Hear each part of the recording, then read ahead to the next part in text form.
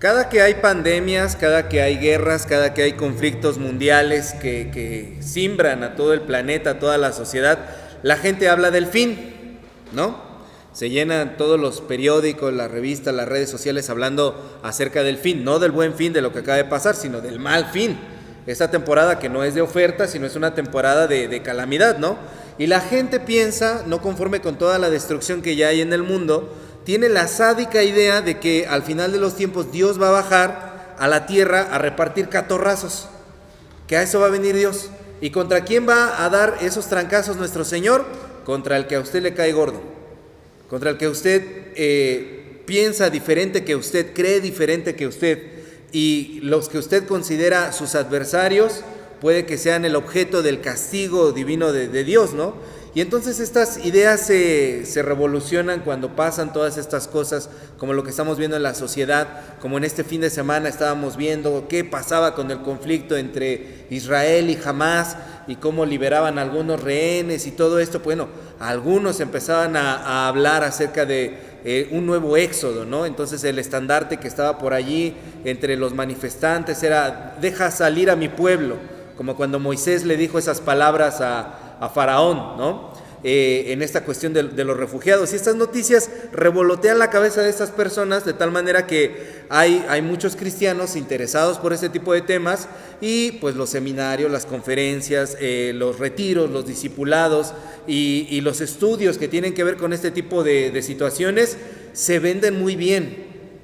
Y cuando digo que se venden muy bien, no me refiero nada más a que son del interés de la gente, sino a que literalmente se venden. Entonces hay ministerios que hacen desayunos y conferencias en el cual le cobran a usted una módica cantidad de algunos cientos o miles de pesos para que usted vaya a enterarse de cómo van a ser los acontecimientos finales del planeta Tierra, de acuerdo a lo que ellos llaman el juicio final. Y creo que todos hemos escuchado esa frase, ¿no? El juicio final está dentro del imaginario colectivo, de tal manera que se ha extendido hasta en el mundo del cine. Y en el mundo del cine hay películas que hablan del juicio final o llevan esa temática. Por ejemplo, está Terminator 2, cuyo subtítulo es El juicio final. Terminator 2, el juicio final. O películas como Armagedón, Impacto profundo, El día después de mañana, Dejados atrás, Melancolía o La séptima profecía. Son películas que hablan del final de los tiempos. Entonces la cultura popular, no solamente el mundo de la iglesia, sino la cultura popular, está dominada por esta visión del juicio final de Dios. Y para muchos cristianos incluso es difícil imaginar otra realidad de cómo va a ser el juicio final de acuerdo a lo que hemos consumido todo el tiempo en nuestra vida, en la Biblia, en las interpretaciones y en la cultura. Incluso es frecuente encontrarse con cristianos que citan al mismo Jesús y que dicen que en Mateo 24 Jesús habla de estas cosas. A ver, por favor, abra la Biblia en Mateo 24. ¿Cuál es el subtítulo que tiene Mateo 24? ¿Cuál? Señales antes del fin. Jesús predice la destrucción del templo, y ahí en Mateo 24, versículo 3, antes del 3 dice: señales antes del fin. Entonces hay cristianos que citan Mateo 24 y dicen: ya ven, hasta Jesús mismo lo dice, oirán de guerras y de rumores de guerras. Y entonces de esa manera justifican, el juicio final va a ser así, con destrucción. Sin embargo, a toda esa gente se le olvidan dos cosas muy importantes, que es lo que quiero que platiquemos el día de hoy. Número uno, se le olvida a esas personas que las profecías utilizan el sentido y el lenguaje figurado para hablar. Las profecías están escritas en lenguaje figurado. Y número dos, que Mateo 24 se lee en conjunto con Mateo 25, que es lo que leímos el día de hoy. Para poder comprender a plenitud Mateo 24 hay que leerlo siempre junto con pegado con el 25. Entonces decía yo, la primera cosa, que las profecías hablan en lenguaje figurado. Eso es muy simple. Es un hecho muy observable en la Biblia constantemente. Vamos a ver un ejemplo. Por favor, abra su Biblia en Hechos 2. Hechos 2. Y ahí en Hechos 2 es un pasaje que seguramente todos conoceremos o del que hemos escuchado. Estamos viendo el día en que el Espíritu Santo descendió sobre la tierra, en el día de Pentecostés. Ahí los cristianos hablaron diferentes idiomas, ahí mucha gente se convirtió, 3,000 cristianos ese día se convirtieron con la predicación de Pedro, y mucha gente se burló de los cristianos, porque cuando los cristianos estaban hablando en otros idiomas, algunos decían, estos están borrachos, decían, estos vienen de la feria de la mezclilla, fueron a ver a Pancho Barraza, vienen entonados, a estos no hay que hacerles caso, ¿no? Dicen, estos vienen, pero sí, hasta el queque, vienen tomados. Y entonces Pedro se levanta en ese momento y hace una defensa de los cristianos en el versículo 15. Versículo 15, puede verlo ahí por favor, seguir la lectura, dice, porque estos no están ebrios como vosotros suponéis, puesto que es la hora tercera del día. Mas esto es lo dicho por el profeta Joel. Estos no están borrachos, lo que está pasando es lo que dijo el profeta Joel. ¿Qué cosa dijo el profeta Joel? Es lo que viene a continuación. Y en los postreros días, dice Dios, derramaré de mi espíritu sobre toda carne, y vuestros hijos y vuestras hijas profetizarán. Vuestros jóvenes verán visiones y vuestros ancianos soñarán sueños, y de cierto sobre mis siervos y sobre mis siervas en aquellos días derramaré de mi espíritu y profetizarán, y daré prodigios arriba en el cielo y señales abajo en la tierra, sangre y fuego y vapor de humo. El sol se convertirá en tinieblas y la luna en sangre antes de que venga el día del Señor grande y manifiesto. El apóstol Pedro dice que esto es lo que el profeta Joel dijo. Ahora por favor vamos al profeta Joel, el libro de Joel, capítulo 2 también. Vamos a ver si es cierto que Pedro le sabía a la Biblia o nada más hablaba por hablar como el pastor Mario. A ver, Joel 2. Joel 2. Daniel, Oseas, Joel. ¿Ya? Joel 2, capítulo 2. Y allí en Joel 2, en los versículos 28 al 32, tenemos esta profecía. ¿Lo puede leer junto conmigo? Dice: y después de esto derramaré mi espíritu sobre toda carne, y profetizarán vuestros hijos y vuestras hijas. Vuestros ancianos soñarán sueños, y vuestros jóvenes verán visiones. Y también sobre los siervos y sobre las siervas derramaré mi espíritu en aquellos días. Y daré prodigios en el cielo y en la tierra, sangre y fuego y columnas de humo. El sol se convertirá en tinieblas y la luna en sangre antes de que venga el día grande y espantoso de Jehová. Y todo aquel que invocar el nombre de Jehová será salvo, porque en el monte de Sión y en Jerusalén habrá salvación, como ha dicho Jehová, y entre el remanente el cual él habrá llamado. Sí le sabía Pedro, ¿no? A la Biblia, sí se la sabía. Bueno, lo que Pedro está diciendo ahí en el día de Pentecostés es: estos no están borrachos, lo que está sucediendo es que se está cumpliendo la profecía del profeta Joel que acabamos de leer, tanto en Hechos como en Joel.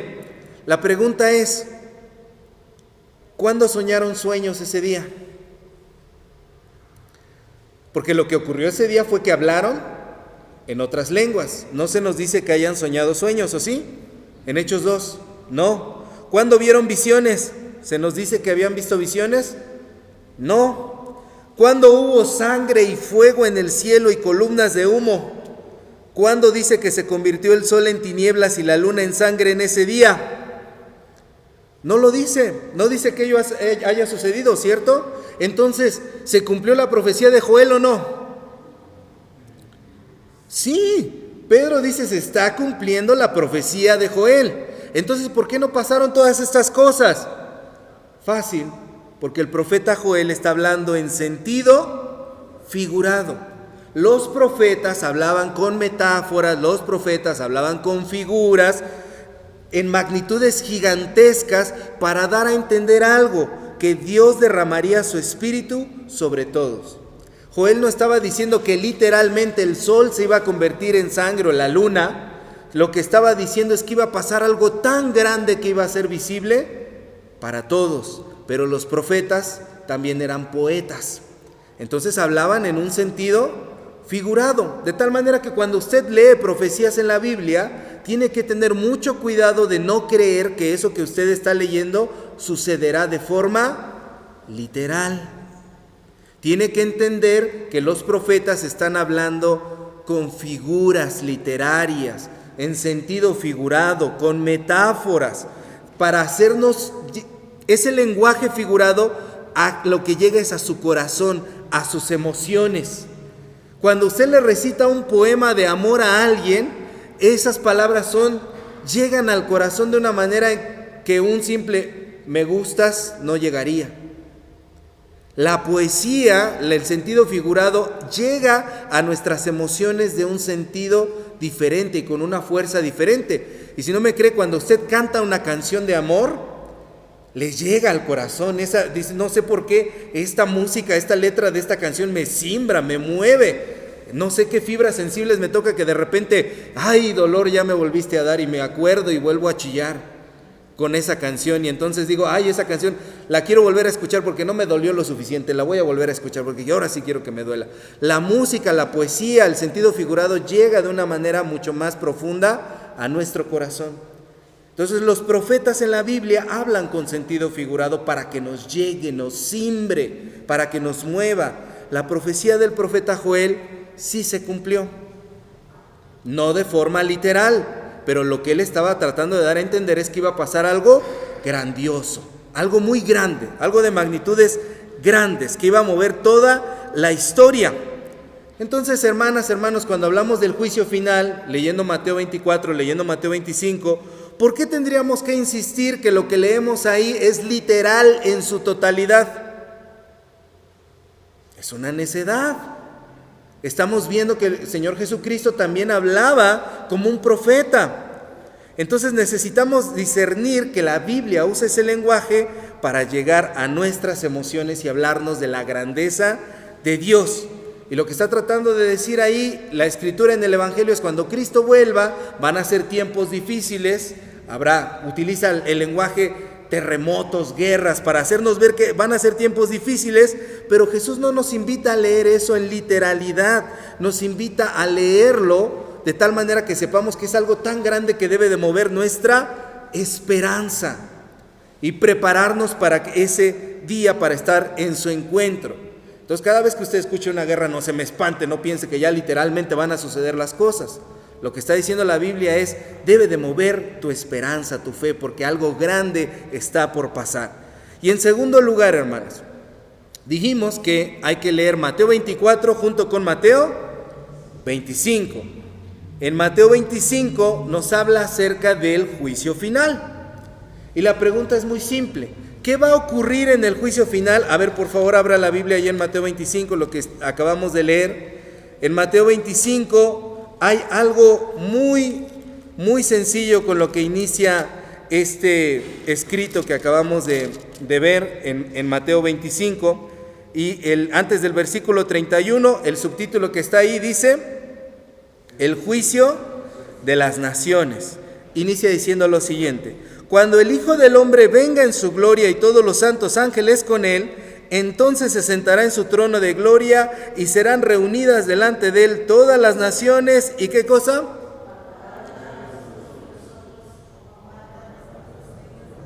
Apartará los unos de los otros, como aparta el pastor las ovejas de los cabritos. ¿Qué va a ocurrir en el juicio final? El rey va a separar las ovejas de las cabras. Y eso es muy sencillo. Y es muy interesante cuando usted estudia los idiomas originales, qué es lo que quieren decir estas palabras. La palabra cabra en griego es erifos, y significa el que está peludo o que está lleno de lana. Erifos, eso es lo que significa, peludo o lleno de lana. Y la palabra oveja es la palabra griega próbaton, y oveja en griego significa el que camina hacia adelante. Es muy interesante, porque quiere decir que las ovejas son las que caminan hacia adelante con su pastor, y las cabras son solo las que están estancadas llenándose de pelo, las que están allí sin moverse. Las ovejas son las que trabajan de la mano de su pastor, y las cabras son las que llevan años sin hacer nada. O como decimos ahora en lenguaje eclesial, los que solo calientan bancas. Los que se la viven en la banca. Dicen: yo no quiero ser titular, yo no quiero jugar ni de portero ni nada, yo quiero estar siempre en la banca. Los que están estancados, y las ovejas son las que caminan hacia adelante. Es muy interesante esta perspectiva cuando lo vemos desde los idiomas. Y Jesús nos revela eso, que en el juicio final el rey aparta las ovejas de las cabras. Y además nos dice bajo qué criterio se va a llevar a cabo el juicio final. Y el juicio final, nada más y nada menos, son las acciones de amor y de bendición y de beneficio hacia el prójimo. Lo que usted haga por su prójimo, y en específico por su prójimo necesitado. Y noten cómo Jesús no usa ni una sola palabra religiosa aquí. Jesús no dice que en el juicio final se va a separar a los que creen de los que no creen. No dice va a separar a los creyentes de los ateos, a los católicos de los protestantes evangélicos, a los trinitarios de los unitarios, a los miembros en plena comunión de los simpatizantes, a los cristianos de los judíos, musulmanes o budistas, a los metodistas de los de otra denominación, porque todos los de las otras denominaciones se van a perder, nada más los metodistas son los que van para la salvación. ¿Amén? No, pues no, amén, claro que no. Ni una sola palabra sobre religión. Simple y sencillamente dice que va a separarlos de acuerdo a lo que hicimos para con bien del prójimo necesitado. Y eso para muchos es una sorpresa y que duele en el ego de creyente y de cristiano, porque como dice en el versículo 32 que vamos a ver, a todas las naciones, y esto también se puede traducir como todos los grupos étnicos, quiere decir que en aquel día vamos a ver a personas que quizá nosotros hoy en día menospreciamos y pensamos que tienen una fe incorrecta entrando al reino de Dios. Y qué sorpresa va a ser para muchos de nosotros como metodistas cuando vayamos allí y veamos a un testigo de Jehová, a un mormón, a un católico. ¡Ey, Señor, pero si yo era del club bueno, yo era de los chidos, yo era de los metodistas, era miembro en plena comunión, metodista de 4ª generación, en una de las iglesias más antiguas de todo el país, Nextlalpan, la has de conocer, Señor, es muy ruidosa. No. Y por allá, alguien que ni siquiera profesaba una fe en Dios. Es una imagen retadora. Es una imagen que nos sacude, porque el único criterio de verificación en el juicio final para Jesús es cómo te portaste con el necesitado. Y si de alguna forma queremos estar preparados para el juicio final, tenemos que empezar a revisar qué es lo que hacemos hoy día con los necesitados. Ese es el criterio de Jesús. ¿Por qué? Porque ayudando a los necesitados damos una muestra del amor de Dios. Lo que haces para ellos, lo haces para Cristo. Lo que no haces para ellos, no lo haces para Cristo. Punto. Oye, Señor, pero eso es muy reduccionista. ¿Dónde quedan las 7 doctrinas, las 4 fuentes teológicas, los 25 artículos de religión? ¿Dónde quedan todos los versículos que yo me sé? Punto.